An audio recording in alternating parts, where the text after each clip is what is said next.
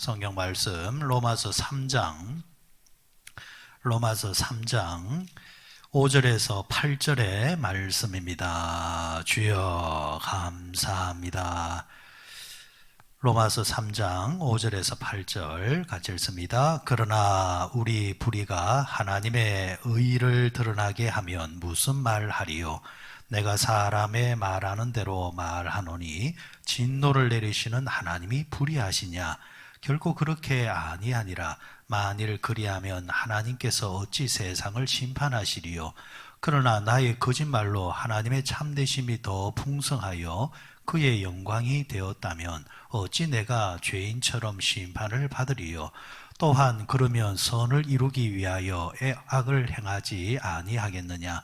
어떤 이들이 이렇게 비방하여 우리가 이런 말을 한다고 하니 그들은 정죄받는 것이 마땅하니라. 아멘. 로마서 3장 5절에서 8절의 말씀 함께 나누도록 하시겠습니다. 로마서를 이제 크게 나누게 되어지면은 로마서는 11장까지 그리고 12장부터 16장까지 이렇게 두 단락으로 나누게 되어지고 또 조금 더 이제 잘게 나누게 되어지면은 우리가 지금 읽고 있는 로마서 1장부터 시작해서 3장까지는 이제 병원으로 따지면은 진단하는 겁니다. 진단.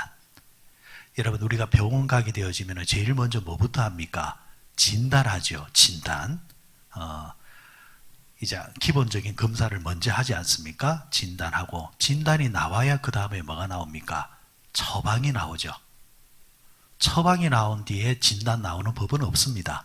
진단이 나와야 처방이 나오고 처방에 맞게 이 사람은 술술할 사람인지 아니면은 약물 치료할 사람인지 이렇게 구분되어져 가지고 이제 치료에 들어가지 않습니까?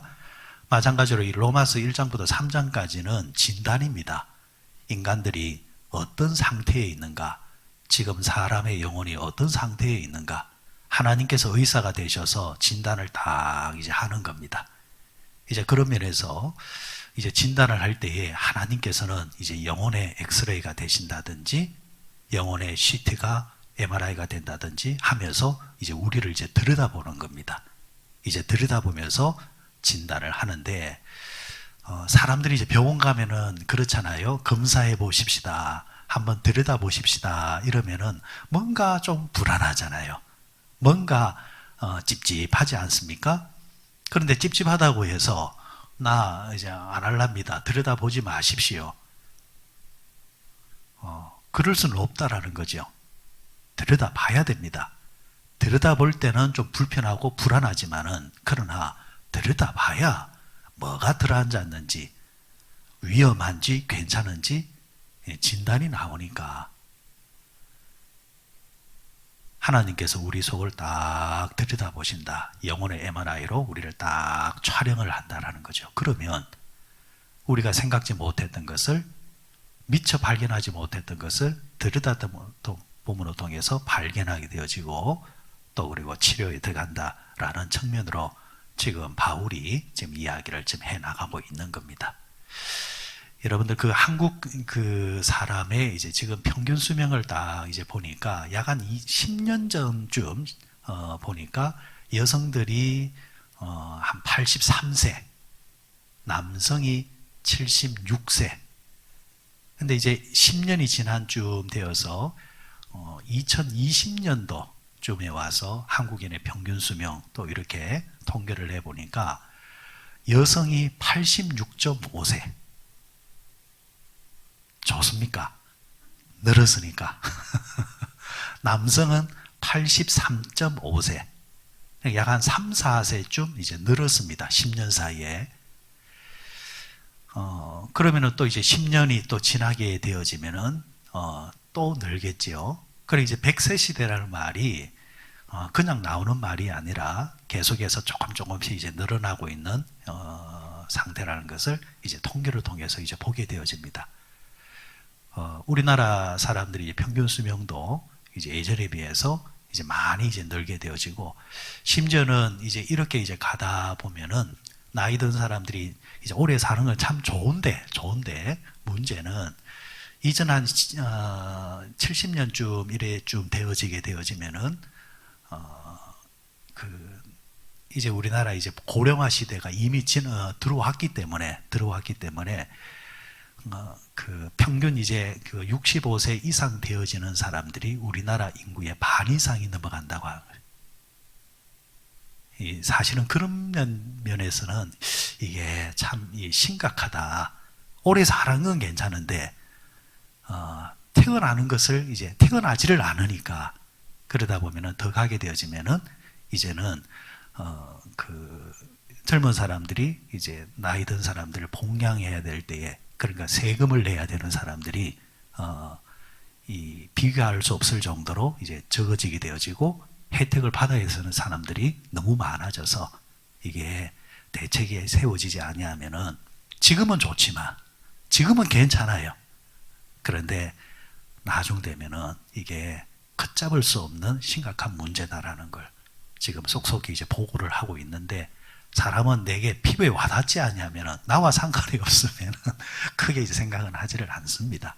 그러나 분명한 것은 그 미래 세대가 바로 우리의 자식들이고 우리의 손자들입니다. 교회도 마찬가지입니다. 교회도 여러분들 지금은 괜찮다지만은 나중 되면은 심각해집니다. 그래서 우리가 전도를 하고 이럴 때도 자식들, 손자들 교회 갖다 놔야 되는 이유가 바로 그런 면에 있습니다. 자, 이제 고령화가 된다는 말은 나이가 이제 평균 수명이 늘어난다는 말은 또 한편으로 뭘 이야기하는 겁니까? 의료 시설과 혜택이 많이 좋아졌다는 거죠. 그리고 여러 장비를 통해서 진단도 잘하고 처방도 잘하고 치료도 잘하는 시대가 되다 보니까 옛날 같으면은 돌아가실 수 있는 분들인데 지금은 치료를 통해서 돌아가시지 아니하고 다시 회복할 수 있다라는 것. 그런 이제 장비 중에서 진단하는 장비 중에서 이 MRI 같은 경우는 이제 우리 몸 구석구석을 이제 들여다보면서 암덩어리를 찾아낸다든지 실제로 여러분 암이 사람에게 치명적이다 이렇게 말하지만 지금도 세 사람 중에 한 사람은 한국 사람 중에 한 사람은 암이라 이렇게 암 걸린다 그러거든요. 그래 암이 나와 상관없는 게 아니라 정말 내 주변에 가깝게 있는 것이 사실입니다. 그런데 너무 겁을 낼 필요도 없는 것이 조기 진단만 할 수 있으면은 아무리 암이라 할지라도 다 고쳐내는 시대 속에서 살고 있는데 제일 정확한 방법은 다른 게 아니라 들여다보는 겁니다. 들여다보면서 확인해 보는 것. 그럼 여러분 우리가 MRI 찍는다 이러면은 어떻게 합니까? 큰 원통 속에 사람 넣어가지고 이렇게 구석구석을 이제 들여다보지를 않습니까? 그러면은 몸속에 어떤 종양을 딱 발견을 합니다. 근데 종양도 다 같은 종양이 아니죠. 양성이 있고 악성이 있죠. 이 악성과 그 양성이 있으면은 양성은 우리가 겁을 낼 필요가 없다고 하잖아요. 그래서 어떤 의사가 이런 설명을 해줘요. 양성은 실제로 보면은 만져보면은 말랑말랑하다예요. 말랑말랑. 근데 악성은 딱딱하대요. 만졌을 때 뭔가 딱딱하다면은 조심해라라는 거. 그리고 이 성질이 다르대요. 종양은 종양인데 성질이 전혀 다르대. 악성은 이사를 잘 간대요. 그 자리에 안 머물러 있대요. 자꾸 옆을 향해서 가려고 한대. 그런데 양성은 안 간대. 여기가 조사원이 거기를 안 벗어난대. 그러다 보니까 양성은 경계 구역 지역이 분명하고 선이 분명한데 그러나 악성은 경계 지역이 없다라는 것. 양성은 스스로 표면에 딱 경계를 만들어 가지고 빠져나가지 않는데 막이 형성이 되어서 악성은 그런 게 없기 때문에 옆으로 퍼져나간다라는 것. 하나는 잘하고 하나는 잘하지를 않고 하나는 자기만 그냥 있는데 그런데 악성은 너무 것을 자꾸 빼들어 먹는다라는 것. 자, 이런 이제 성질이 있다라는 거죠. 자, 그런데 여러분 들여다보면은 종양을 딱 발견을 했어요. 했는데 헷갈려요. 이게 악성인지 양성인지. 그러면 어떻게 해야 됩니까? 그 다음 어떻게 해야 됩니까? 그 부위를 도려내가지고 뭐 합니까? 조직 검사를 하는 거죠. 자, 이제 이런 일련의 과정이 있단 말이죠. 그러면 환자가 왜 떼어냅니까? 왜 기계 속에 들어가야 됩니까? 싫어요. 귀찮아요. 사도 바울의 논리는 그겁니다. 그럴 수 있느냐라는 겁니다. 과정상에는 불편하고 과정상에는 힘들지만은, 그러나 이것이 참인지 거짓인지 헷갈리면은 확인이 되지 않느냐. 근데 개중에는 사람들은 그런 말을 한다라는 거예요. 와서 왜 들여다봅니까? 왜 제가 드러나게 합니까? 그럴 수 있단 말입니까? 이렇게 따지고 묻는 거예요. 따지고 묻는 거는 뭐와 같으냐? 의사한테 가서 왜 확인을 하려고 하느냐? 왜 검사를 하려고 하느냐? 와 똑같다라는 겁니다. 그럴 수 있느냐라는 거죠. 그럴 수 없다라는 거죠. 여러분, 우리가 말씀을 받을 때, 말씀을 들을 때에 크게 두 가지 측면이 있습니다. 하나는 말씀을 통해서 은혜를 받는 것이고, 또 하나는 말씀을 통해서 나 자신을 진단하는 겁니다. 대부분의 사람들은 은혜 받으려고 합니다. 좋은 소리를 들으려고 합니다. 힘을 얻으려고, 위로를 받으려고. 뭐와 같으냐니까 병원에 갔을 때 좋은 소리만 들으려고 해요. 그러면은 가짜 의사가 뭐냐? 가짜 의사가 뭐냐? 좋은 말만 해주는 겁니다. 분명히 종양이 있는 것 같은데 괜히 나쁜 소리 해줘봐야 싫어할 거니까 그 비유 맞추려고. 걱정하지 마십시오. 깨끗합니다. 아유, 오래 사시겠네요. 그게 의사냐? 그거 사꾼이지. 진짜 의사는 뭡니까? 좋은 것은 좋은 대로 이야기를 해주고, 아니 좋은 것은 아니 좋은 대로 정확하게 진단을 해줘야 그 사람을 살릴 것이 아니냐라는 거죠. 그런 면에서 여러분, 성경에서 하나님의 말씀을 비유할 때 뭐라고 했습니까? 하나님의 말씀은 사람의 혼과 영과 골수를 어떻게 한다 했습니까? 찔러 쪼갠다 했습니다. 그게 뭡니까? 수술이잖아요. 수술한단 말이죠. 그럴 때 수술 받을 때에 은혜 받는 사람이 누가 있습니까? 그때는 괴로운 겁니다. 쿡쿡 찌르니까 아픈 겁니다. 아프지만은, 그러나 시간이 지나면 도려내고 새살이 돋으면은 이제 그 사람이 다시 건강해지면은 그게 그 사람에게 결국에는 뭐가 되는 겁니까? 더 큰 은혜가 되는 것이죠. 그래서 여러분, 진단을 잘하고 처방을 잘하는 곳이 명인 것처럼 하나님의 말씀도 마찬가지입니다. 때로는 우리에게 위로를 주고 힘을 주기도 하지만, 때로는 말씀에 딱 비추어서 냉정하게 있는 것을 있는 대로 드러나게끔 해주는 것이 좋은 것이다라는 겁니다. 5절을 보시기 바랍니다. 5절에 뭐라고 했느냐 하니까, 우리 불의가 하나님의 아들 의를 드러나게 하면 무슨 말하리요? 내가 사람의 말하는 대로 말하노니 진노를 내리시는 하나님이 불의하시냐? 자, 참 역설적인 이야기예요. 앞서 드렸던 말씀 그대로인데, 하나님의 의를 드러나게 하면 무슨 말하리요? 우리가 불의합니다. 지금 우리가 아픕니다. 우리가 죄를 지었습니다. 그런데 그 죄가 뭘로 드러나는 겁니까? 이 죄 때문에 하나님의 의를 드러내는 겁니다.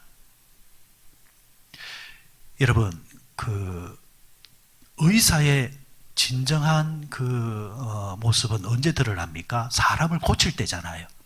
사람을 수술해낼 때잖아요. 그죠? 그러니까 의사가 칼을 들고 메스를 들고 하나님이 메스를 들고 사람의 죄를 이제 도려내는 겁니다. 이제 자, 도려를 낼 때에 그걸 우리가 무슨 말을 하겠느냐? 그러면은 하나님이 진노를 내리시는 하나님으로 우리가 생각할 수 있단 말이냐? 아니죠. 이거는 진노가 아니죠. 이거는 뭡니까? 수술이잖아요. 하나님이 지금 진노하셔서 내게 벌을 주는 것이 아니라 보는 실은 뭡니까? 내가 죄를 지었기 때문에 하나님이 칼을 든단 말이죠. 하나님을 오해하지 말라는 이야기입니다. 하나님의 의는 수술입니다. 우리의 죄는 환자입니다. 죄로 인해서 하나님이 의를 드러내셔서 우리를 수술하는데, 그런데 그 의사를 우리가 잘못됐다 말할 수 있단 말이냐? 그럴 수는 없다. 이어서 또 뭐라고 합니까? 6절에 보니까 결코 그렇지 아니하니라. 만일 그리하면 하나님께서 어찌 세상을 심판하시리요. 그러나 나의 거짓말로 하나님의 참되심이 더 풍성하여 그의 영광이 되었으면 어찌 내가 죄인처럼 심판을 받으리요. 또 이 말은 어떤 말이냐? 어려운 말 같아도 이런 말이에요. 쉬운 말이에요. 자, 어떤 사람이 불을 질렀습니다. 의도적이든 실수든 간에 불이 확 났어요. 그러니까 소방대원들이 출동을 한 겁니다. 소방대원들이 희생하면서까지 땀을 흘리면서 그 불을 끈 거예요. 자, 경찰이 와서 시몬아, 왜 불을 저질렀느냐? 그러니까 이 사람이 한다는 말이, 아유 여보시오, 무슨 소리요? 내가 불을 냈기 때문에 소방관들이 드러났지 않습니까? 내가 불을 질렀기 때문에 소방관들이 활약을 해서 그 사람들이 존재감이 드러났지 않습니까? 그렇다고 한다면은 나도 저 사람들이 사람들에게 박수 받는데 일조를 했지 않습니까? 그러면은 나는 죄를 지은 게 아니라 내 죄로 인해서 그분의 영광이 드러나겠으니까 나한테 따지지 마시오. 이런 말도 안 되는 논리라는 겁니다. 이게 여러분, 죄를 짓는 사람들의 자기 변명, 자기 합리화, 왜곡된 합리화. 그런데 사람은 이런 쪽에 달인입니다. 그럴 수는 없다라는 거죠. 여러분, 죄를 지은 사람들의 특징은 합리화시키고 숨기는 겁니다. 지금 하나님께서 인간의 모습을 들여다보면서 진단하는 게 그겁니다. 인간은 죄를 지을 뿐만이 아니라 그 죄를 감추고 합리화시키는 못된 기질들이 있다. 그럴 수는 없느니라 하면서 인간의 죄에 대해서 지금 진단하고 계시는 겁니다. 하나님께서 죄에 대한 처방은 한 가지입니다. 뭐겠습니까? 그 죄를 심판하시는 겁니다. 이 원칙에서 벗어날 수 있는 자는 아무도 없느니라. 자, 그런데 누가 명입니까? 진단을 내리고 처방을 내리더라도 결국에는 병든 자를 뭐 하기 위해서? 고치기 위해서, 낫게 하기 위해서. 그 과정의 방법은 조금 쓴 약을 먹을 수도 있고 아픈 부위를 도려내기 때문에 괴로울 수는 있지만, 그러나 결국에는 사람을 살리고 고치는 것. 그 처방의 내용이 뭐였느냐? 바로 그 부분이 예수 그리스도다. 이렇게 이어지는 것이 로마서의 구원의 논리입니다. 대신에 철저하게 먼저 드러나게끔 만들어버립니다. 드러내야, 확인이 돼야 처방이 들어가기 때문에.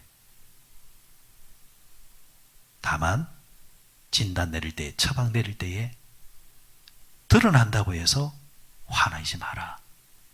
드러난다고 해서 부당하지 마라. 부당하다 하지 마라. 하나님 앞에서 인간의 죄는 피할 데가 없느니라. 이렇게 말씀하고 있는 겁니다. 여러분, 건강하게 사는 것은 어찌 건강하겠지라고 해서 되는 게 아닙니다. 신앙생활도 마찬가지입니다. 내 신앙이 건강하기 위해서는요, 수시로 들여다보셔야 됩니다. 남의 것을 들여다보는 것은 하지 말고 남의 것은 들여다보지 마십시오. 왜? 내가 의사가 아니지 않습니까? 의사는 하나님이 하시는 겁니다. 약은 약사에게, 뭐는 또 뭐, 치료는, 진단은 의사에게. 그런데 자격증도 없는 사람한테 가서, 그죠? 그럴 수는 없잖아요. 예전에 어른들은 다 의사였잖아요. 지금 생각해보면 아찔한 게 참 많은 것 같아요. 터진 데다가 된장을 왜 발라요? 터진 데가 된장 바르면은 큰일 납니다. 그런데 모르니까 엉뚱한 진단이 나오는 겁니다. 여러분, 영혼의 진단은 하나님께, 영혼의 수술도 하나님입니다. 그래서 늘 항상 나 자신을 들여다보면서 말씀을 통해서 진단받고 고칠 것은 뭔가 확인하고, 그리고 하나님 말씀의 처방대로 살면 여러분 건강하게 되어져 있습니다. 100세 시대의 육신의 건강뿐만 아니라 영혼의 건강도 건강하며 산다는 거죠. 이 건강의 복이 우리 모두에 있으시기를 주의 이름으로 축원드립니다.